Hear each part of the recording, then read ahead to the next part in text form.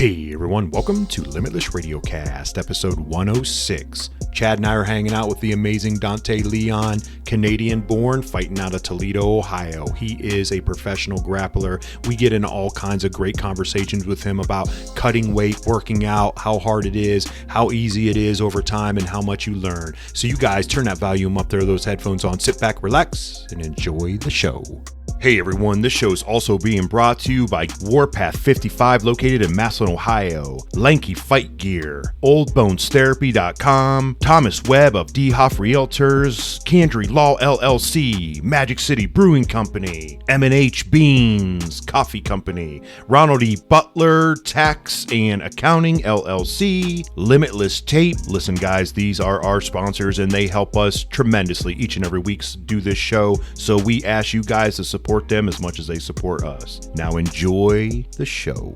What's up, everybody? Welcome to the show. Hope all you guys out there are doing well. So Chad and I have the great honor and privilege to hang out with Dante Leon. He is a professional grappler. He's I do this, Chad. He's a Brazilian Jiu-Jitsu black belt. He fights out of Toledo, Ohio with Team Adams Jiu-Jitsu, Pettigrew Submission Fighting. And Leon, please correct me if I screwed any of that stuff up. Thanks for joining us. Adamus Jiu-Jitsu. That's the only Adamus. thing. You had the rest perfect. Chad, I thought I pronounced it the first time, so I kind of practiced it sometimes when Chad came on and I was doing it, and then I was like, I think it's spelled this way, and then he's like, no, it's AS, and I'm like, oh, I was saying it wrong. It's Adams, and then you corrected me. It's good. I'm old, man. Reading is not my forte. So, how are you, man? How's everything going? I'm good. Everything's been pretty busy. Always the first part of the year is a little bit slower, so it's cool to get active this year right away. Last year was a bit of a struggle to do that, and year before that was kind of the same way, so it's cool to be able to like kind of hit the ground running and be able to within a month of the start of the year be active already. Nice. So it's cool. Yeah. Did injuries or circumstances keep you from being able to like hit the ground running?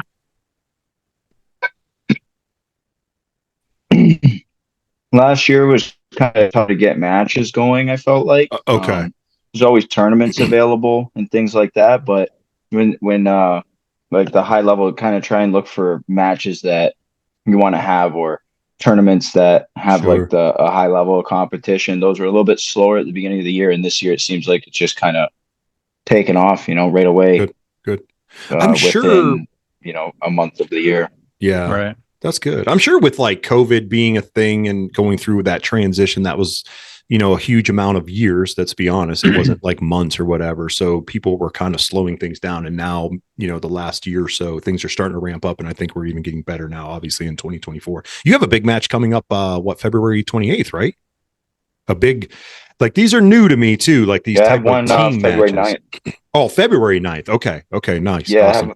February 9th, I have one match against, an opponent from AOJ. Nice. That's going to be on Who's Number One, Flow Grappling. That's at 155. And then February 29th, I'm in an open bracket for the IBJJF Grand Prix. Oh yeah. Right. Okay. That's what I was thinking, Chad. That's what I was talking about last night at the gym. They, you guys all have all the Dante. You have all the like the team rash guards and whatever. That's something. No, that's something. That's something. Oh, that's something totally different. Yeah. Okay. Yeah, that was in Kazakhstan. That was at the end of last year. Oh, okay. So okay. It was sweet though. I was just like, wow, this is kind of like, Mo put on, obviously, I know he's a big part of that, and like just watching you guys. And I just happened to catch a clip yesterday of your triangle armbar wrist lock that you finished in that. And I was like, I asked Chad, I'm like, because Chad loves wrist locks, big wrist locker, and in very sneaky ways, not in the mean kind of aggressive way. It's more like, ooh, wrist locks here. And then you did that. And I was like, hey, did you see Dante have this wrist lock after having a triangle armbar where the guy wouldn't tap? So it's pretty cool. Yeah, very good. Do you like that format of like the Grand Prix type things, or, like what you guys are doing? Yeah, the team tournament is kind of cool. I like that. It gives more of a competition aspect. Okay. More similar to the sports that I grew up doing, I grew up in Canada, but I was so close to the Midwest that I kind of consider it Midwest, but Midwest is all about the team sports, football, baseball, soccer, things like that. And there's a lot of flow. There's a lot of change of the change of ties, change of pace when there's a team involved. One team can score, another team can come back, things like that. There's more of that with the team sport, I feel like, than in an individual sport. So even though each one of those matches are individual, if we go down 2 matches, it creates a lot of drama. It creates a lot of tension, especially near the end. So it turns into almost like a playoff series, more so. And it's kind of a cool thing. Sometimes you get way ahead and people can come back, rally back. You just had to have 4 best of 7, so 4 wins, and then you won. So there were times that we would have 3 and they would have 2, or we would have 3 wins, they would have 0. So it was always like a change in the dynamic depending on how the matches played out. Right. And Dante or Chad, like, I'm completely oblivious to this. Is this a format that is becoming more popular in our world, in the jiu-jitsu world? Or is this a format that's been around? I think it's been around in some ways, a lot of different ways. Typically it was brought around with quintet. That's what made it a little more popular. And quintet was a 5-on-5. And the only thing about quintet was a lot of the matches would end in a draw. Right. Or like just go all the way through, because they were only like 5 or 6, 7-minute matches. Sometimes even 8. I don't even know if that's like long enough to really determine like a winner with high level people. So the thing that was a little bit better, in my opinion, about AIGA was it was 3 5-minute rounds. So even though the rounds are a little bit different and tough to adapt to for jiu-jitsu guys, it was 3 5-minute rounds. So at least you got a decent amount of time to be able to, decide a winner and involved too. So it's very rare that anything would go through to even a judge's decision. There was always like points being scored and the winner of each round. So it made it a little more like exact, instead of having to have 7 matches go the distance because they're only 5 minutes and then they pick the winner. It was a little more like clear cut because there are a lot of different ways to victory. So yeah, I do like that format a little bit better. Yeah, I think it's almost exciting to watch. Yeah, that's where I was going with this, Chad. Like, we talk about the growing community of jiu-jitsu, trying to get as many people out there. Obviously, we love jiu-jitsu. It's great for people, individual. It's great for professional athletes to do something that they love. And I love to see that you can flourish from this now, maybe more than ever, like making an income, be a professional, you know what I mean? And like seeing this format is like, can we see more of these formats to where your everyday people go, oh, it's boring, or they're stalling, or so on and so forth. You know what I mean? Like if we see more of this format, people are like, oh, they're excited because that match might go down not as well, but we got to look for this next guy and he's got to step up. You know what I mean? Like it'd be cool to see that more often than maybe we do now. And maybe that'll be a thing more, or I'm just old and dumb. Could be. Didn't know it wasn't not a thing. So yeah, that's cool, man. I hope it continues more, because it gives it's the only way that I've seen in a jiu-jitsu event where you get to see that many like really like top 10 in the world, regardless of weight class, compete. Even if you see these super fight shows and these bracketed tournaments, you don't see that much. You don't get to see those guys perform in multiple matches. You might get to see 2 of those guys compete against each other, but then they just compete against each other. And a lot of times when the highest level people compete against each other, sometimes they show a lot and sometimes they don't get a chance to show a lot. It's like a high tension situation if you're looking at, just one-off matches. But if you get to see all the best guys in the world, guys, a whole team of black belt world champions and ADCC medalists getting to compete in 2 or 3 matches over the course of a weekend at a tournament like that, you get to see a lot of really high level jiu-jitsu. And I think more than you get to see at any of these other events that have been going on. So that's the thing I think is really unique about it, is the fans kind of get spoiled a little bit because they get to see not just like 1 or 2 guys they want to see, they get to see like 20 different people they want to see compete. And if more high level teams get involved in AIGA and events like that, we could we could see just like 4 or 6 or 8 teams enter in a tournament or enter in the finals of AIGA next year or in 2025, and they could all be like world-class teams. You know, they could all have, you know, beasts on their team. You know, there wouldn't be any mismatches or anything like that. So that's when it would get truly interesting, not only to us as like fans who do jiu-jitsu, but people who don't know about the sport. They would see it at the highest level. Yeah. And I think sometimes that's where we've talked about it many times with other people on the show. And that's what we always come to. It's like, oh, well, you know, we get asked all the time. I do. It's like an older person, like, oh, you do jiu-jitsu, like, you know, joke around, oh, that's karate or whatever, you know what I mean? And, you know, it's like hard to try to explain to them sometimes. I'm like, oh, you got to watch a match or come see it or come try it, so on and so forth. I can see this being like not only exciting for myself to watch because, you know, obviously training in it and being in it, but for the outside person to come and watch it and be like, wow, this is entertaining. This is, you know, you got the highest level. Like, you know, ADCC is obviously awesome. Mo just does a fantastic, and not just Mo alone. I'm always leaving, you know, other individuals out there. Most off the top of my head right now, doing ADCC, and the venue obviously has gotten bigger. But man, this could be something that you could see huge. Like I'm talking big arenas type deal, like an ADCC type thing, where you could have the top, like you're saying, you know, Dante, is that this huge group A and group B top level 5 guys, whatever it is, each team, you know, going against one another and just, you know, who's the best of the best at that point in time. So that's kind of cool, man. I like that for sure. Know where it's going. Always trying to find ways to grow the sport and grow the information for people out there, you know, to understand like the quality of it. You know, for someone like myself that's a hobbyist to like you, Dante, that's a professional. You know what I mean? There's so far and a few in between, but I want everyone to do it. I want everyone to do it. Yeah. I think on the viewer side, it also helps if you have 2 guys that want to do jiu-jitsu, right?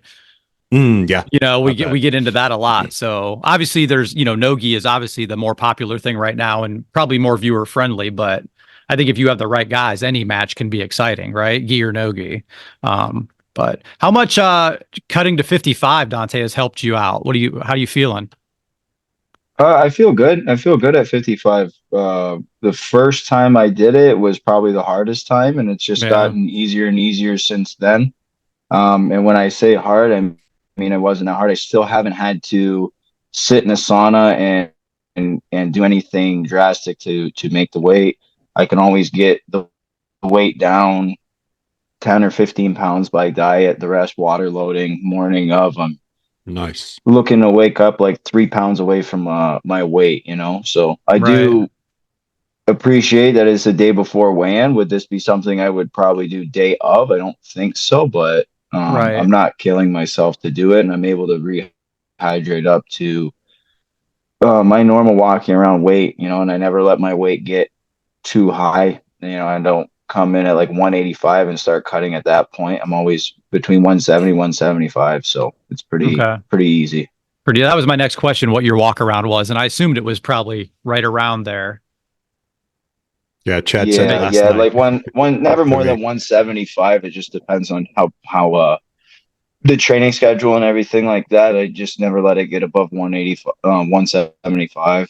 Even over the holidays and everything like that, I think the highest I ever got was like 176, and that was good with the lowest amount of training that I've had all year. That was like with, you know, training maybe like once a day in some form. So if my weight doesn't get too squirrely, I don't think it'll ever be a problem. Was it so go ahead, Chad. I was just going to say, so when you go into that open weight at the end of February, what do you do for your weight? Just wherever you're at? And then you know what I mean? Yeah, I'll just go wherever I'm at. Like 170 is where I feel really good. Yeah. I always follow diet. I always follow meal plan. Yeah. 170 is kind of where I feel the best. Like when my weight's like that 168, 170. So that's where I'll try and be. I don't want to like gain a crazy amount of weight or do anything like that. It just changes my style. It changes how I do things. So I'm not weak, so I'll be able to deal with those guys' strength. I know the size and their size is going to be like a big advantage with that, but I have my advantages too, and I have to stay true to that. So I'm going to try not to gain too much. Yeah, no, I think that's very smart for people to listen to. Like, because I'm sure there's other people like, well, I'm going to be in an open weight. I need to put on weight to be bigger, but that's going to throw your whole game off. I mean, just, me being a hobbyist, if I get to a certain weight, I don't feel good, right? I don't, and I'm always been a tall, small person anyway, but like, and it sounds silly, if I get up to 170, I don't feel well. Like I'm a good from 155 to 165 is my normal probably weight. If I get any heavier than that, I just feel sluggish and my game doesn't feel the same, Yeah, I Mhm. can see that It for takes sure. time. Each time you put on weight, it takes time to adjust to it. It does Yeah. take, it's like an adjustment period. So at 175, I do feel good, but then when I get a little bit bigger, I don't feel great for a long time. Like I need a while to adjust to it. So that's where it kind of gets a little bit tricky because now I'm kind of doing the opposite of what I should be doing. I should be staying close to my 80 cc weight. I should be staying close to that. So if I'm getting too big and I'm having to cut weight for a day of weigh-in, I'm kind of not doing what I should be doing. Right. And another thing too is it depends on your frame. If I was this weight going into the open and I knew I was and I could, let's say I'm like 6 feet tall, then I can afford to gain some weight, because I have the frame Mm, to carry it. At this point, I'm not right. getting any taller. I'm 5'8", like Right. on a really good day. Yeah. So if I gain a whole bunch of weight, it still doesn't change the length of my extremities. I still don't have longer arms. I still don't have longer legs. The more mass I put on probably the less I'm able to utilize my legs and my arms, Mhm. right? So Right. it doesn't really pay me, too much good to do a huge weight gain or anything like that. As Sure. much as like the meathead in me would love to do that, I Sure, can't sure. Right, right. Yeah. really do it right now. Do you regulate yourself then when you lift weights and stuff? Like obviously like try to keep that weight the same so you're not bulking and not gaining anything like muscle tissue wise. I mean, you're going to get stronger with grappling alone in itself. I mean, that's I'm going to go inevitable. on a limb and say no, seeing your videos. Oh, yeah, that's I think so. Like with programming and everything, I've done that for a long time. I've done it myself. I've done it with the help of a coach and trainer, and then now everything's done through West Side and the guys at West Side. So it's just gotten like steadily more in tune for a long time, and it's in really good hands. But I've done it for so long that I kind of know what to do. In my opinion, I think really everything's in diet. If you're not eating to get big, you don't just get big. Just because right. you do more reps in the gym or a lot of reps, it doesn't just necessarily mean you just put on excess muscle tissue. You're probably just going to get more sore if you're not eating properly. You're just going to get more sore and fatigued. You might get a little bigger, you might get a little more defined, but that mass isn't going to come. All that stuff comes with supplementation, nutrition, sleep, stuff like that. Like that all has to be in queue. So I don't feel like when my volume increases a lot, I don't feel like I gain a crazy amount of weight. I think I just peak out right at like 175 because I'm still following a nutrition plan that Yeah. has, that built into it. I'm not eating freely. I'm eating still on a plan, even though I'm eating a lot more. But it's a clean diet. It's a healthy diet. It's a diet meant to maintain and keep me healthy rather than, excess calories. Yeah.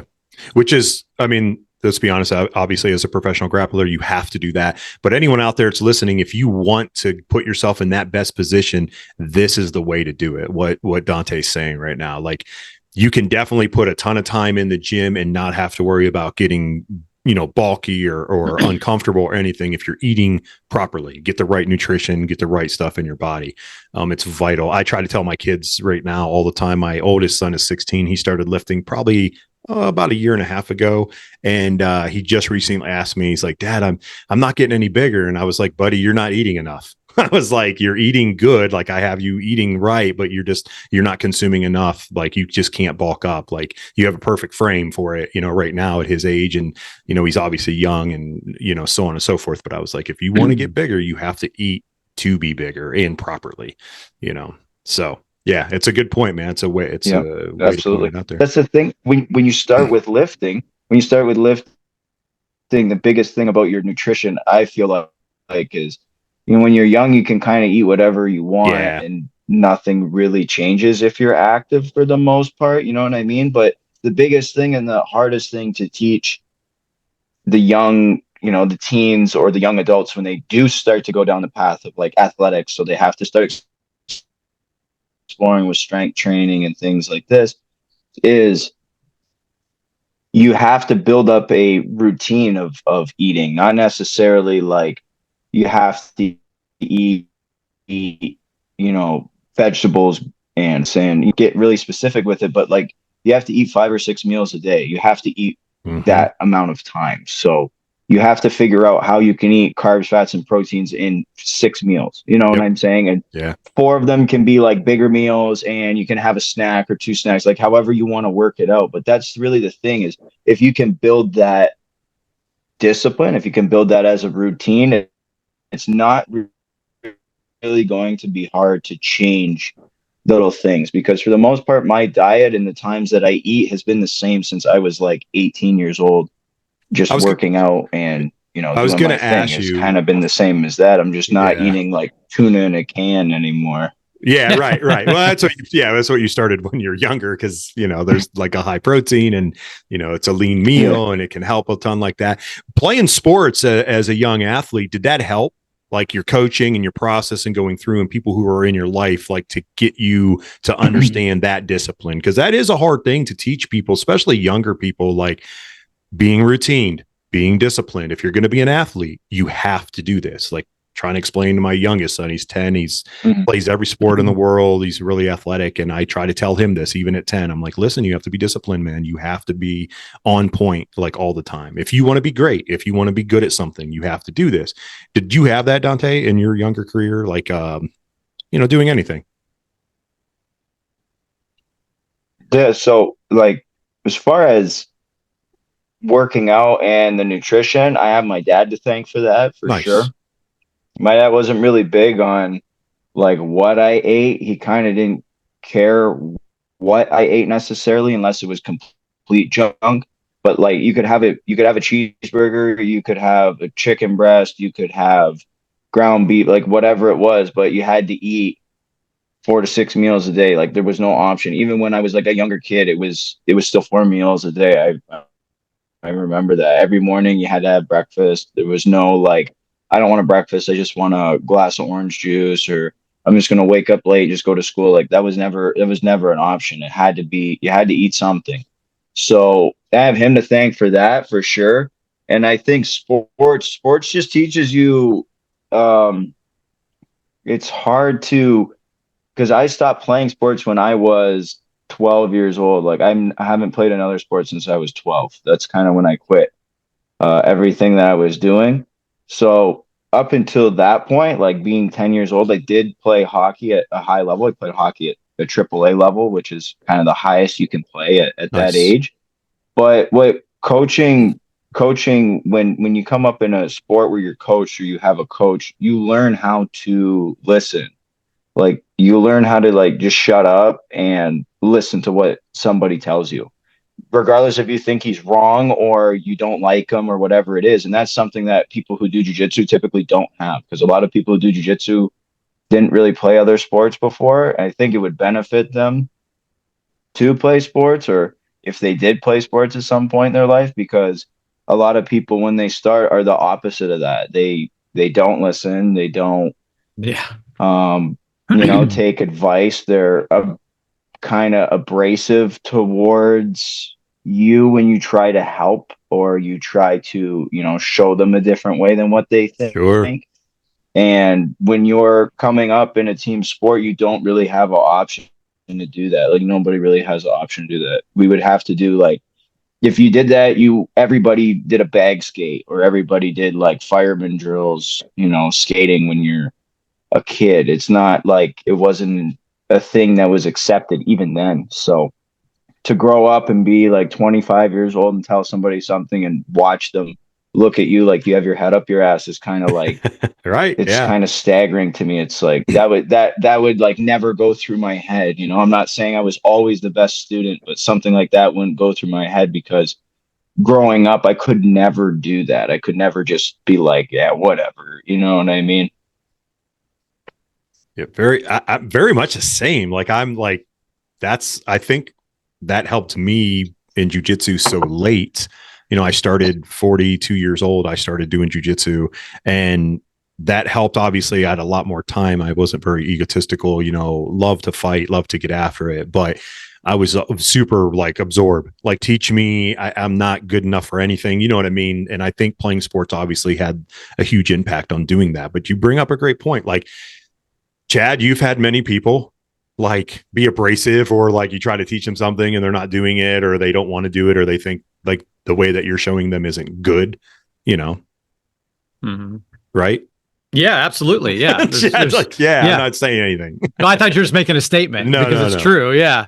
Yeah. It happens a lot. Some people just aren't very coachable or want to learn. And I think we have to be, as instructors, you have to be even more on top of things now because there is jujitsu in a lot of places from when we started back in the day, right? You didn't have a lot of choices. And now you have a lot of choices on where you can train and get your info and DVDs and fanatics and all that stuff. So, because you know how many times a week, you know, I come in and somebody's like, "Hey, did you see this move Craig Jones is doing?" I'm like, "Well, yeah." I mean, you know, so there's just a lot of info out there, and we got to be on top of things and try to coach people and make them want to learn, I guess, or listen to you.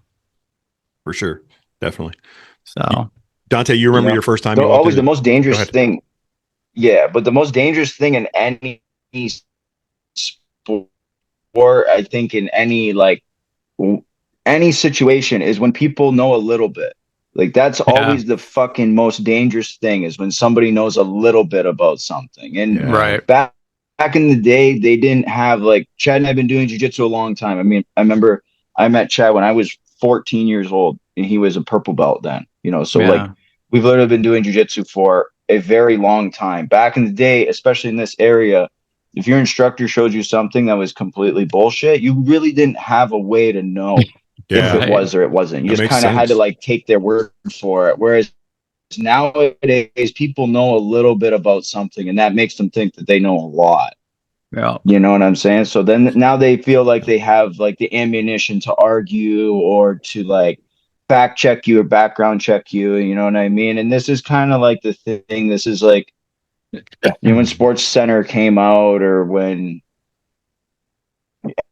anything hit, you know, thought they were a expert or they could the best player ever was, or the best player in the world was, but really they didn't really know anymore. They just have better information available to them. They just misuse it, you know? So that's why I think now, like what Chad said, that's why it's super important. You have to like be on it, you know, because you just, if you just come in with that relaxed, laid back mindset about it, you don't nip these things in the butt, come in a gym and have a gym full of everybody who thinks they got it figured out. So what do you need to be there for? Yeah, right. That's it's great points by both you guys. I mean, there's the length of time that you both have been in this, you know, game, call it sport, whatever we want to call this discipline of Brazilian jiu-jitsu.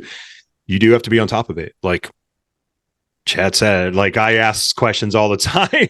Like I'm the question guy. I've always been the question guy in class. And I know people are like, why is this guy asking questions all the time? I'm like, yeah, because I don't know anything. Like I want to be that person that absorbs things. And I trust that Chad's actually giving me the right stuff and I can fact check him if I want to.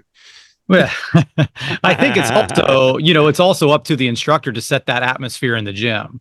And that's something we have very well is, you know, and again, I want people to go out and watch stuff and, you know, bring new stuff to me. You know, I feel like one of the downfalls for me of when I started jiu-jitsu is like footlocks weren't a very big thing, right? It was almost kind of like you know, don't beat me with a footlock, beat me with jiu-jitsu. I've heard people say that, like, you know, so I wish I would have got into footlocks a lot sooner. So I have some guys that really like footlocks and purple belts, and they, you know, I've had them teach class like, hey, let's do this today.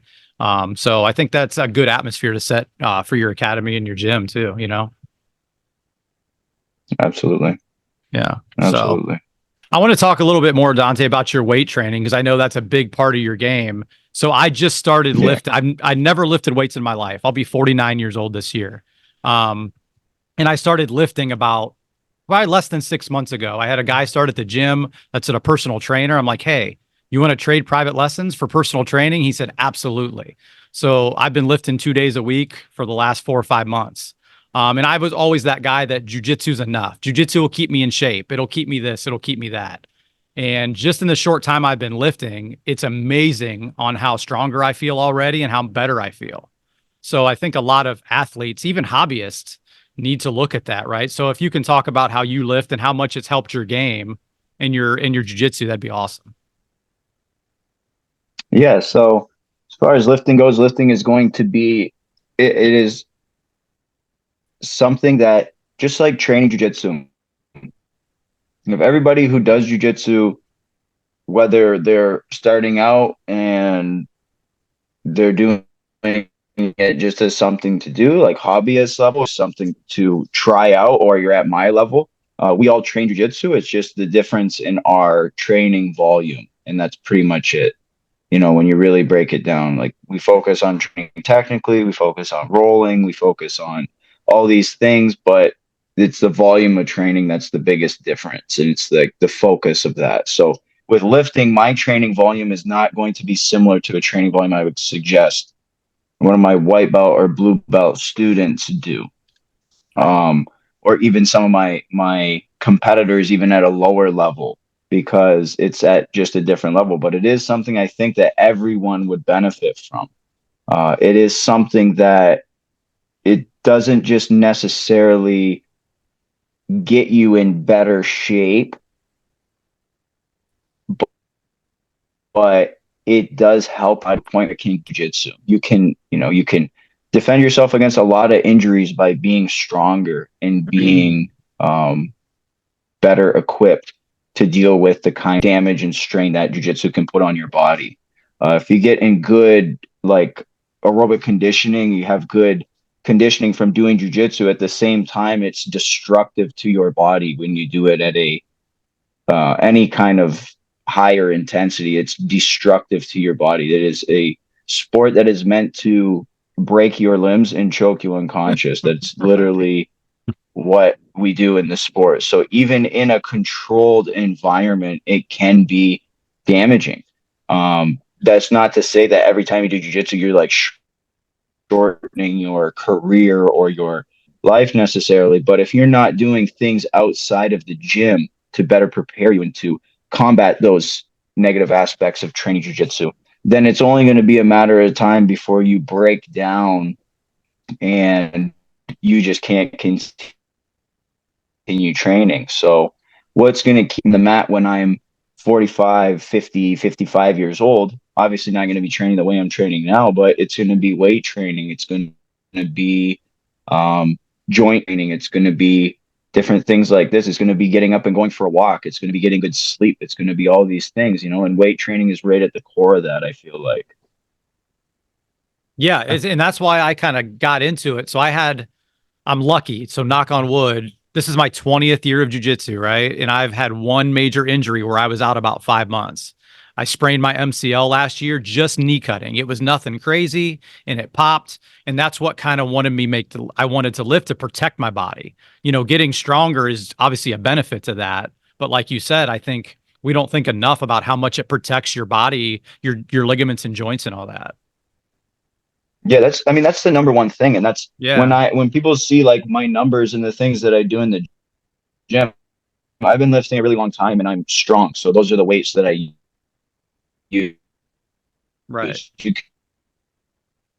can do the same type of workout I use. It's not the maximum, then that's the same as what I do. My max is just higher, right? So that's the thing I think people might get confused on. And that's the number one thing about it is just I'm not sitting here trying to put 5 pounds on my lift, every month. I'm not sitting here like I have to get a 335 bench. I have to get a 600-pound whatever, I have to do this for this many reps. I'm trying to get stronger in like coordination with my sport. So if my numbers are staying up around 5% of my, highest ever, or 10% of my highest ever, I'm still able to do that kind of weight in the gym. My body feels good and my training is excelling. Like I'm doing better in training. I'm having good results in competition.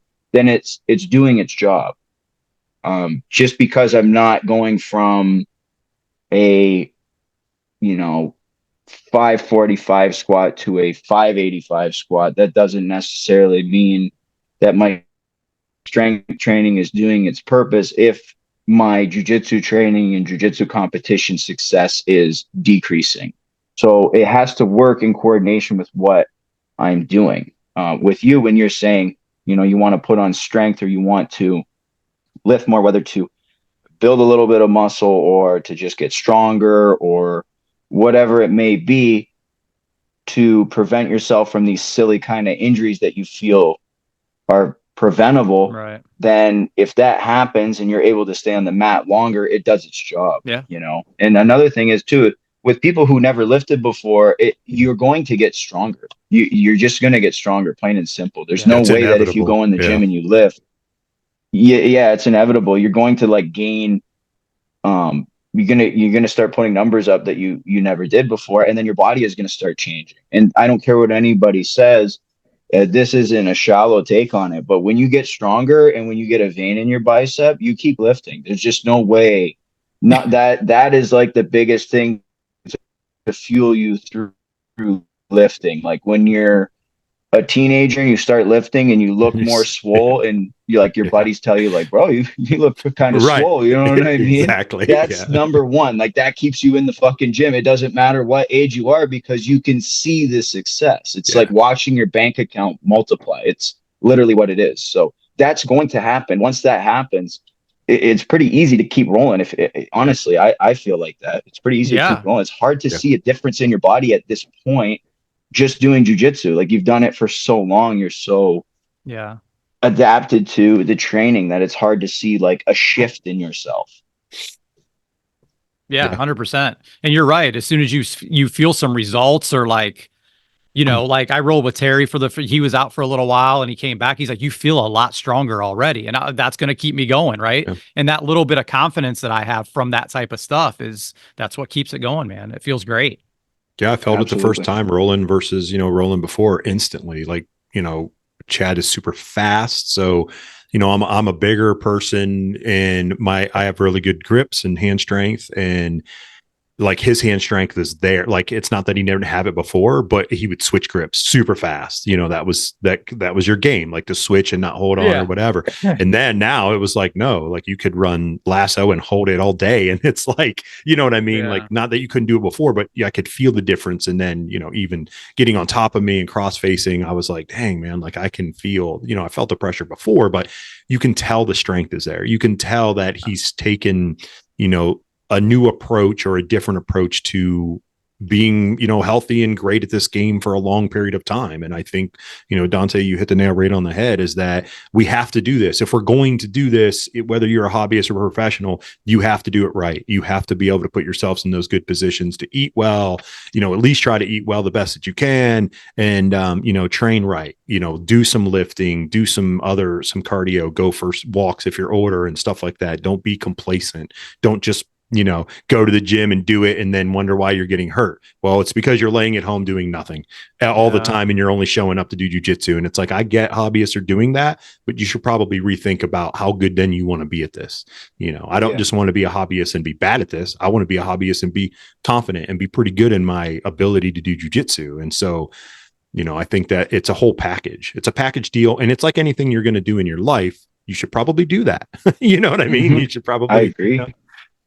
I agree. It becomes like a typical thing of like, if you go to work and then you're like stressed out and you come home and you just sit on the couch, and then that becomes the repetition of your life. It's only a matter of time before those like simple choices, one, become your habit and what you do, and two, that's kind of like going to be the beginning of with many people, especially this generation, the generation before mine, it's like the beginning of your demise. That's when, depression and your body starts breaking down, and your metabolism shuts down because you're not doing anything, and you're just kind of like cruising through. And even though you're like, oh, I love, you could hate your job, but I love jujitsu. Well, if you love jujitsu, but you just do the same shit you did before, the same shit,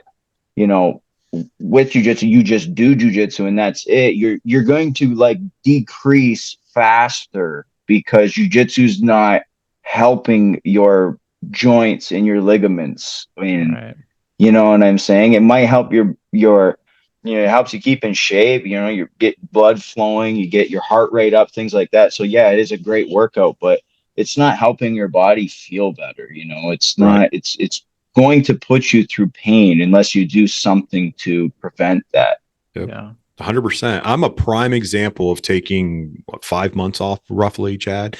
So I helped coach my youngest son, and he always wants me to coach, so on and so forth. And I finally made the decision. I was like, I have to go back to the gym because I was experiencing a lot of depression, and just like I used to be super active. I'd run, did jujitsu, I lifted, and a lot of that changed over the 5 months. And I was just like, man, I'm not the person that I was. Even my wife was like, you need to like get back at it. So I jumped all in. I'm an all in person, and I'm already feeling better, like back to my normal diet, not eating crap. I'm actually doing other things besides jujitsu and keeping myself active and doing stuff. So I was driving home from the gym last night. Music was up. I felt great. I only rolled twice last night. It wasn't like I did some groundbreaking thing or anything, but I just was like, I feel great. Like this is where I needed to be. Like I don't feel depressed. I feel great about myself. My teammates are awesome, and I miss this, so that time off, I was like, wow, you just got in a bad habit. Like you allowed yourself to, and it's what we're talking about today. I mean, if you're out there listening, man, take it to heart, because like, don't do it.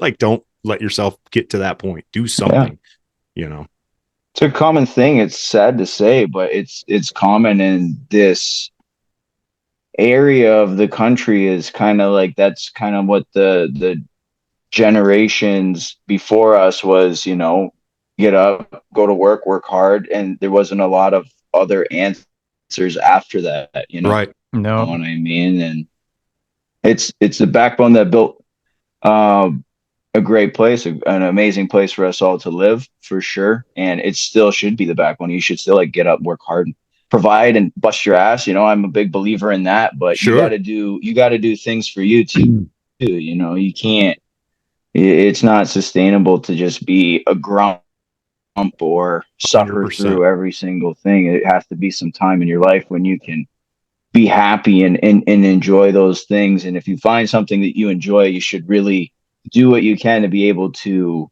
enjoy it for as long as you can. It's sad that jiu-jitsu is not like playing guitar or playing the piano, where at any point in time you just kind of do it. It's gets physical, it gets harder. Like the more you do it, it gets harder to do. Right. It is a physical thing, so it does take some more homework, I guess, some more housework to be able to continue on with it. It does.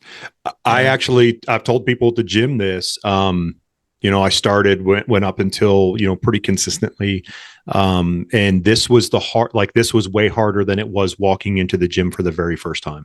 Like coming back and like getting back consistently, getting several days a week. This has been much harder for me. Yeah. Go ahead, Chad. Well, because how you felt before, how good you 100%. And that's where like, I have to take rounds off because I'm like coughing and yakking, and I'm like, oh geez, like what is wrong with you, man? Like and that was, in the beginning, and even now it's like, wow, I'm not feeling that way. I'm already slimming down some. I've cut out a ton of stuff, and I'm like, oh man, like I'm an idiot. Like, why did I do this to myself? But I learned and I knew what was going to happen going back. I knew it was going to be really hard. I just didn't know mentally it was going to be as hard as it is. It was nothing like walking in the first time a white belt, like you had, because you didn't know. I didn't know. No, now I know. And jiu-jitsu is hard. Let's be honest. It's not easy. Like I tell people all the time, greatest thing you could ever do for yourself in your life, but it's the hardest thing you're probably ever going to do. It's the most taxing on both mental, physical. It's going to take you down roads that you didn't want to go down. You're going to doubt everything about yourself at certain times. You're going to walk away and think you're awful at whatever. And maybe you're awful at other things because of jujitsu. And you think of that, whatever have you, but still do it anyway, everybody. Yeah. So it's always like a thing whenever I talk about how jujitsu is, when I talk kind of real about it, like we're talking here, and it's kind of like the warnings of what you should do on top of it. So it's almost like I don't mean it to deter anybody or to say that it's like the hardest thing like ever, like nobody can do it, like anybody can do it, but I want people to do it and enjoy it for what it really is, Right. And I'm For sure. I'm coming from as somebody who does this as a living. So when I say like, oh, you need to do this, you need to do that, it's just so that I can see you be in a sport for an extended period of your life, from now until you literally can't do anything anymore. Right. That's how I want jiu-jitsu to be involved in my life. Like if I'm done, when I'm done competing, I'm done competing. I am done. I will not be a masters competitor. I will not go to masters worlds or anything like that. I will be done competing, but I will always do jiu-jitsu, so that's the thing. I will do whatever I have to do to keep it in my life and keep it as something I do, because it's that special of a thing. But when I'm done with the competition, man, I'm not going to be seeing you guys at Master Worlds. I will be done for sure. As Chad calls it, old man worlds. That's what most people call it. Yeah. Oh, do they? Okay. Yeah. That's pretty awesome. But it's true. It's a true fact. And like, you want to be around it. You want to be around once you're ingrained in it and you really keep it, obviously Dante and Chad, you guys are way past there, but like for someone like me, that's, I'm a blue belt, been into it, a decent amount of time, but not a ton of time.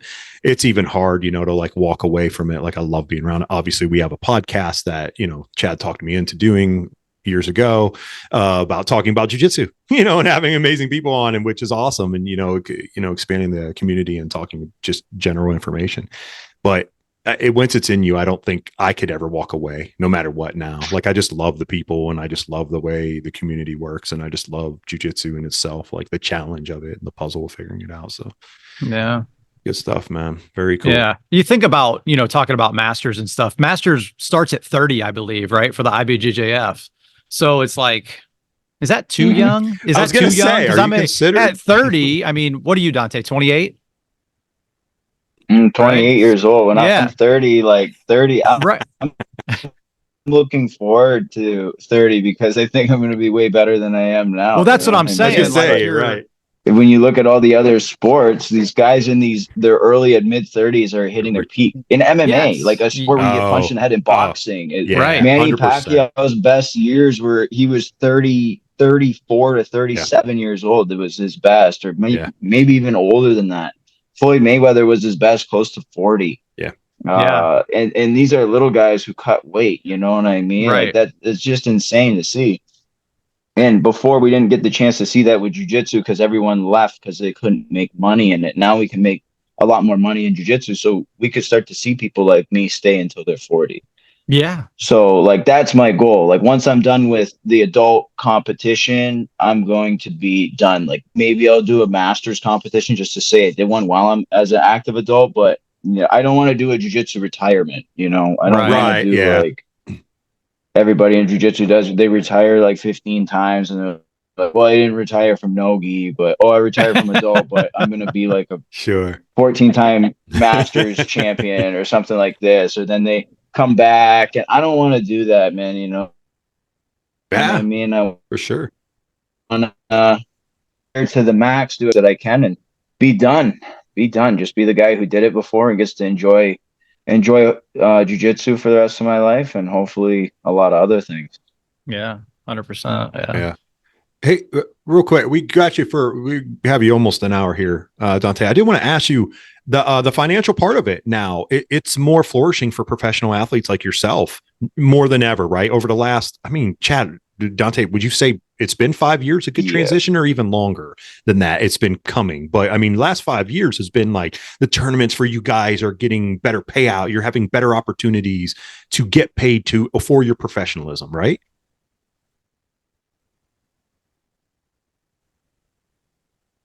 I would say that everything started with the EBI, Eddie Bravo Invitational. Yeah, I think that started everything, in my opinion. The first one was in like 2015, 2000, like late 2014, 2015, something like that. That's what I think was the first one. It took the whole rest of the world a little while to catch on to make like super fight events. But that was the first event that was truly like really exciting and offered big money. Like other events back in the day offered big money, but they were like really boring because just the rule set was not the same. Right. The rule set would be like shorter matches and points, or like long matches and no points. And there's a lot of stalling. Eddie Bravo Invitational had like really exciting.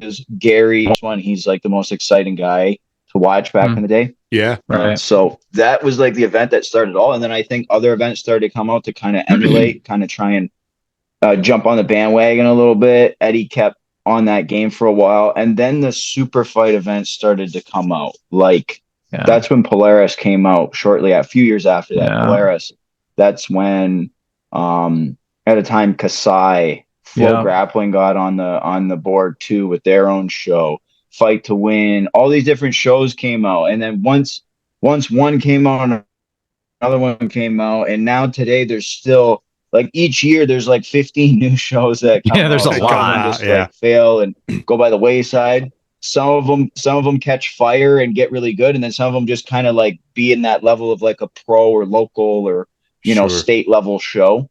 Which is great. We need that for jiu-jitsu. If that's, we need the people to go to those shows and win and then move on to the bigger ranks. We need the bigger tournaments to be looking at them. And that's the kind of thing that's happening now. We have basically like we have a league of jiu-jitsu where we can go to different events. People can go to different events. There's not really a lot of exclusivity in jiu-jitsu just yet. There's a few events that are a little bit exclusive, but there's no exclusivity as far as like you can only compete on one type of show or anything. So jiu-jitsu players are still independent contractors. So for right now, with everything that's going on, this is the best time to be somebody in my position, being able to compete in all of these different events against all the different grapplers from all over the world. If you go to Polaris, you have world-class guys that are European.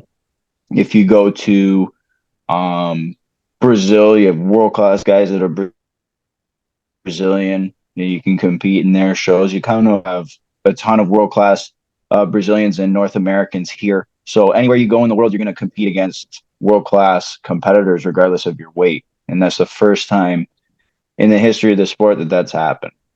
It's awesome. Like I love to hear that, especially for your professional like yourself. So this is your living. So you're able to make, financial, means to take care of yourself and your family or whatever have you, and you can grow, and that gives you an opportunity. I was just sitting here thinking about like that whole team thing. Do we ever see an owner of a team that like supports the entire team, and they have a team of jiu-jitsu players that are getting paid regularly, and we go and compete at these, team events? I wonder if that's going to be ever a thing or possible with somebody. That could be a cool thing to happen too. Just got to find the rich people to do that. That could be a thing that could happen. I think that could be something that happens, but there used to be some things like that back in the day in the UFC. There used to be some camps that had fighters that they paid to be on their team, and they would try and build these super teams, and they almost all fall apart. And I think the same thing would happen with jiu-jitsu too, because I just think people are so like, I think the ego is just so big in the combat sports world. I think people are so individualistic in the combat sports world that they just they get together and they work for a while, and then people have issues and they move on. You see it happen in jiu-jitsu too. It's hard to like of the really high level people, it's just hard to manage the ego of everybody, Yeah, we're all a I little can bit see that. guilty of it, I'm sure, but just to manage everybody's ego gets a little bit difficult. Yeah, I can see that for sure. Definitely. Yeah. Yeah. Well, Yeah.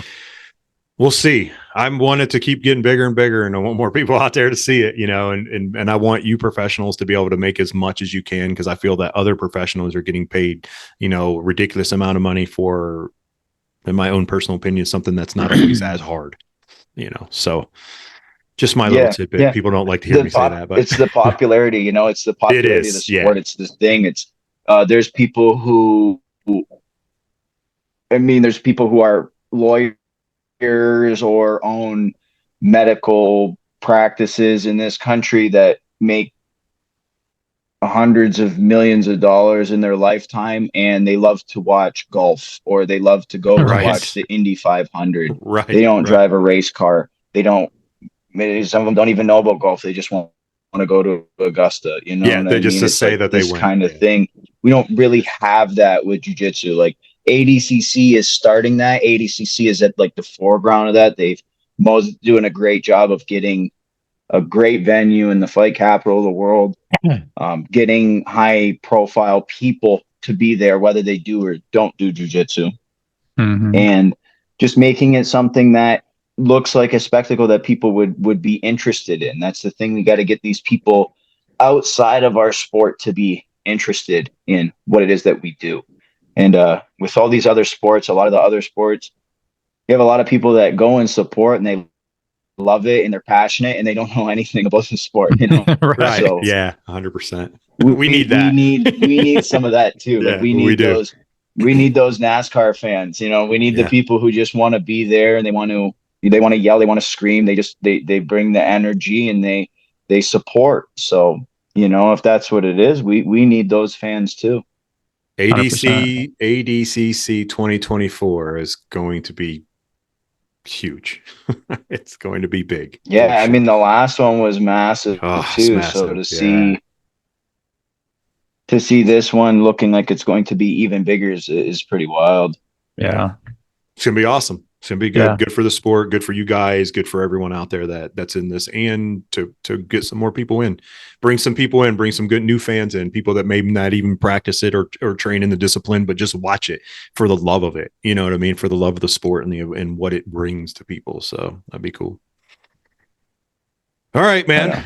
We kept you for an hour, brother. I can't thank you enough, man, for your time. And I know you're really, really busy. You're always training.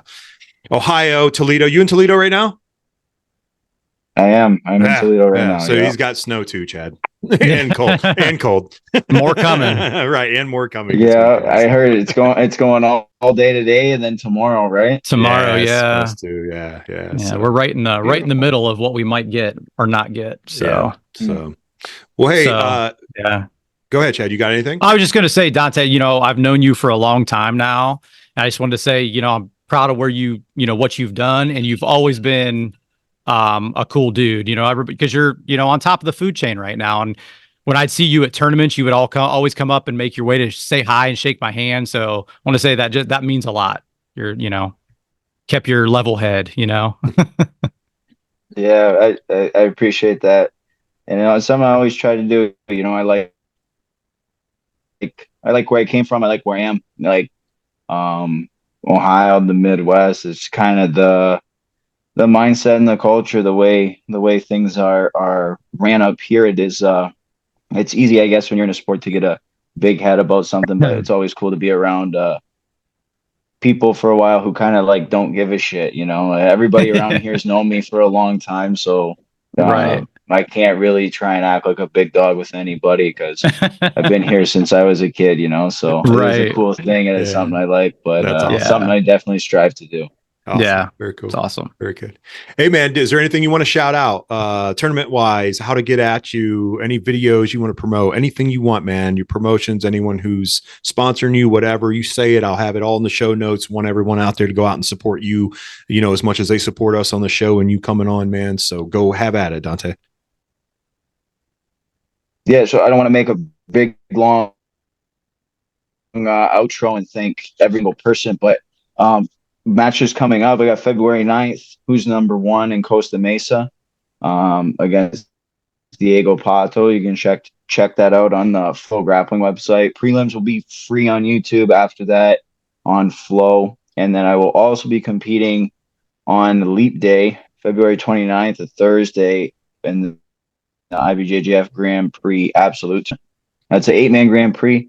I do not know the rest of the competitors so far, but so far everybody is quite large, and I am the only small guy in it. So that'll be a fun event. It's something similar to what I did at Pans last year. So it'll be a fun thing. I'm really excited. They asked me, really excited that they had interest in having me. I'm excited about that one as well. But the big focus is February 9th. Both those you can check out on Flow. I appreciate if everybody hops on and checks it out, especially if you like this podcast. Other than that, thank you to all the people close to me. Thank you to all my sponsors, and thank you to the both of you for having me on. Yeah, anytime, man. Yeah, anytime, man. Yeah, if you ever need anything down the road, you need to talk, tell people out there, whatever, get a hold of Chad. We'll get you on the show, man, anytime, Dante. It's a pleasure and an honor to talk to you, man. Good luck with everything that you're doing in the future. Keep grinding, keep pushing, keep teaching people, man, being up there. Appreciate you greatly, man. Thank you for your time. Yep. Thanks, brother. Thank you. Thank you, guys. Take care. Yep. We'll see ya.